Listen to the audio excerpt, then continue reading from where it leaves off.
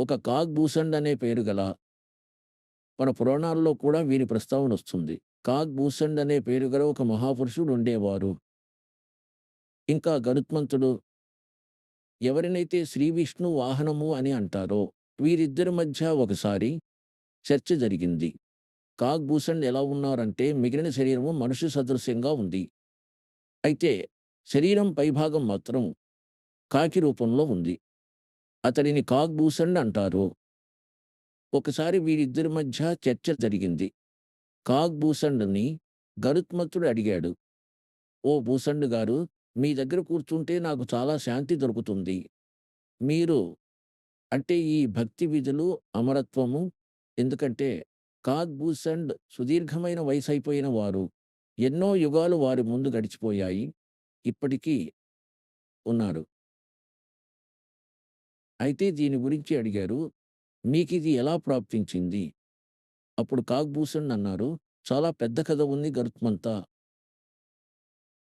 నేను 20 సంవత్సరాల వయసులో ఉన్నప్పుడు ఒకసారి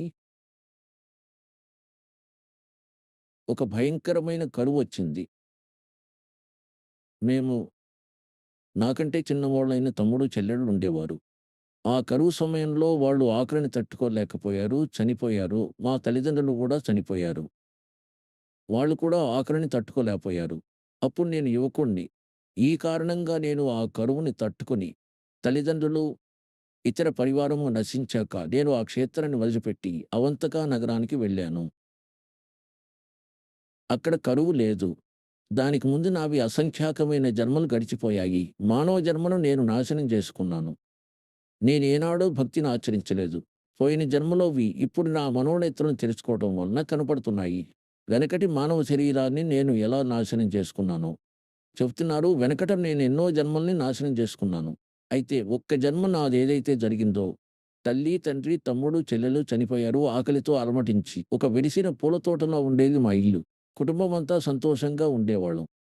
ఒక సంవత్సరంలో ఇటువంటి దారుణం జరిగింది. అలా ఘోరం జరిగింది. మేము నాశనం అయ్యాం. నాకు ఆలోచించాల్సిన అగత్యం ఏర్పడింది. ఏమిటి జీవితం అని. నిన్నటి వరకు మేమెంత ఆనందంగా, సంతోషంగా ఉన్నాము. ప్రేమించేవారు ఎక్కడికి పోయారు? తల బాదుకుంటూ ఏడ్చాను. అయినా వాళ్ళు దొరకటం లేదు. ఇదెక్కడి జీవితము? ఎక్కడుంటున్నాను నేను? ఇలా అనుకుంటూ ఒక దేవాలయంలో ఒక పండితుడున్నాడు. అతను శివుని పూజారి. నేనక్కడికి వెళ్ళాను. నేనతనికి నా బాధ చెప్పుకున్నాను. ఆ బ్రాహ్మణుడు దయగలవాడు.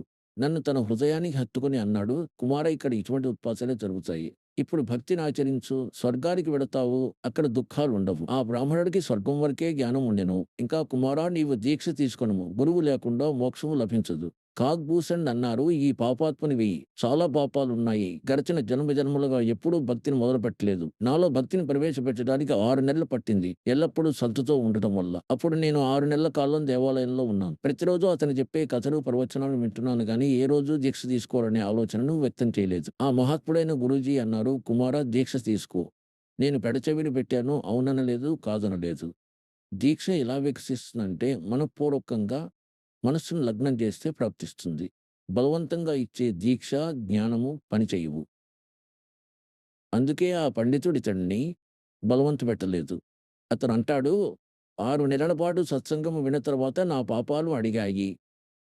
అప్పుడు నేను దీక్షను పొందాను. దీక్ష తీసుకున్న తరువాత కొద్ది రోజులకి నాలో ఒక రకమైన అహంకారం వచ్చింది. గురువుగారు చెప్పే కథలు నాకు గూడా జ్ఞాపకం ఉండిపోయాయి. నేనేమో యువకుడిని, గురువుగారేమో వృద్ధులైపోయారు. నా స్వరంలో పటుత్వం ఉండటం వలన అక్కడి శ్రోతలందరూ నా వైపు ఆకర్షితులయ్యారు. ఇంక వాళ్ళంతా అనడం మొదలుపెట్టారు, "మీరు గురువుగారి కంటే గూడా గొప్ప జ్ఞానాన్ని ఇస్తున్నారు. అయితే పుణ్యాత్ములారా, ఇక్కడే దెబ్బతింటున్నాడు జీవుడు." ఈ జ్ఞానాన్ని విన్నవాళ్ళు అతన్ని గొప్ప వక్తగా కూర్చోబెడతారు. 10 మంది ప్రశంసిస్తారు. దాంతో అతని జీవితాన్ని నాశనం చేసుకుంటాడు. జ్ఞానం పురాణాలది. హెచ్చుతగ్గులేముంటాయి అందులో? గురువుగారి కంటే గొప్పగా చెప్పడం మొదలుపెట్టాడతను. దెబ్బతింటున్నారు శ్రోతలు, భక్తులు కూడా దెబ్బతింటున్నారు. తన గొప్పను చూపించడంలో అదే పెద్ద శత్రువు జీవుడికి. ఒకరోజు నేను కూర్చొని కథను చెబుతుండగా శ్రోతలు కూర్చున్నారు. గురువుగారు వచ్చారు దేవాలయంలోకి తమ ఇంటి నుండి. నేను నిలబడి సత్కారం చేయలేదు. ఎందుకంటే అది నాకు అవమానమని భావించాను. ఒకవేళ లేస్తే అందరి దృష్టి గురువుగారి వైపు మరలిపోతుంది. అప్పుడు నేను అలా కూర్చొని దర్శనం చేసుకున్నాను. ఇలాగే ఇంతే కొంచెం నామమాత్రంగా తలొంచి. నిలబడలేదు నేను. అప్పుడు గురువుగారు వచ్చారు. దేవాలయంలో హుబలో కూర్చొని పూజాధికాలు చేస్తున్నారు. అంతలో ఆకాశవాణి పలికింది ఆలయంలో. ఓరి దుష్టుడా! నీవు నీ గురువు పట్ల అనాదరణగా ఉన్నావు. నేను 1,00,000 సంవత్సరాలు నరకంలో వేస్తాను అని శివుని ఆకాశవాణి పలికింది. ఎందుకంటే బ్రాహ్మణుడు శివుని పూజారి. అప్పుడు ఆ ఆకాశవాణిని విన్నారు గురువుగారు. ఆయనన్నారు, కుమారా భూషణ్, అతని పేరు వేరే ఏదో ఉంది ఆ సమయంలో. కుమారా, భగవంతుడు ఎందుకు నీ పట్ల కోపంగా ఉన్నాడు? గురువుగారు ఇతన్ని గమనించలేదు. గౌరవించాడా లేదా అని. సంతుల విషయంలో ఒక వాణిని చెప్పారు గరీబ్ దాస్ సాహెబ్ గారు. కే ఆదర్ అనాదర్ కరో కో నా కోయి మమ్ శరణ్ జగత్ జానచోయి. సంతులు గౌరవము అగౌరవము పట్టించుకోరు గాని శిష్యులకు హాని ఎక్కువగా జరుగుతుంది. ఎవరైతే గౌరవించరో, నియమంగా ఉండరో.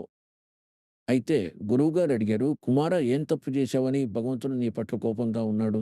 క్షమించమని అడుగు. భగవంతుడు దయగలవాడు, క్షమించేస్తాడు నిన్ను. తాను ప్రార్థించాడు. భగవంతుడా, ఇతడు నీ పిల్లవాడు, తప్పైపోయింది, ఇతను బాలకుడు, క్షమించు.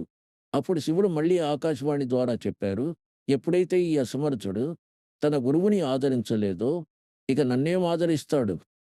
గురువుతో ఒక రిహార్సల్స్ చేయాల్సి ఉంటుంది, గురువుగారిని భగవంతునిగా భావించి. ఎందుకంటే గురువు పట్ల ఇక్కడ మనం ఎలా వ్యవహరిస్తున్నామో, అయితే పరమాత్ముడు ఈ రూపంలో వచ్చి పరమాత్ముడు మిమ్మల్ని పైకి తీసుకెళ్లి పరీక్షిస్తాడు. ఒక స్థానం ఉంది మానస సరోవరంలో. అయితే అక్కడ ఎటువంటి భావం నీకుందో ఇక్కడ అలా అక్కడ ఉంటుంది. ఎలాగైతే కలలో జరుగుతుందో.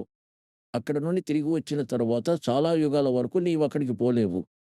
ఇందుకోసమే ఎట్ ప్రెజెంట్ మీరు గురువు పట్ల ఈ విధంగా వ్యవహరించాల్సి ఉంటుంది. ఈ విధంగా మాట్లాడాల్సి ఉంటుంది. ఏ విధంగా అయితే మనం భగవంతుని పట్ల ఉంటామో. అయితే ఈ ప్రకారంగా చేయనట్లయితే అప్పుడు ఆయన అన్నారు, ఇతడు మిమ్మల్ని అగౌరవపరిచాడు. మిమ్మల్ని కాదు, నన్ను అగౌరవపరిచాడు. ఇతన్ని 1,00,000 సంవత్సరాలు నరకంలో పడేస్తాను. తర్వాత చాలా సమయం వరకు చేతులు జోడించాడు బ్రాహ్మణుడు. ఇతడు మీ పిల్లవాడు తండ్రి, క్షమించు. చిన్న పిల్లాడు, తప్పైపోయింది. నువ్వు కూడా క్షమించమని అడుగు బాబు, క్షమించమని అడుగు. ఆకాశవాణి మళ్ళీ అంది, "కి మేరా వచన్ నా ఖాళీ జాయి యం కే లోక్ చలో రే భాయ్." అప్పుడు కాక్భూషణ్ అన్నాడు, నాకు మృత్యువు ప్రాప్తించింది. నేను నరకంలో పడవేయబడ్డాను 1,00,000 సంవత్సరాల వరకు. కానీ అంతో ఇంతో నేర్చుకున్నాను, ఎంతో కొంత భక్తిని ఆచరించాను ప్రాథమికంగా. దాని ఫలితం దొరికింది. నాకు మానవ జన్మ లభించింది 1,00,000 సంవత్సరాలు నరకం అనుభవించాక. మానవ జన్మ లభించాక నేను ఒక లోమస్ ఋషితో వాగ్వివాదానికి దిగాను.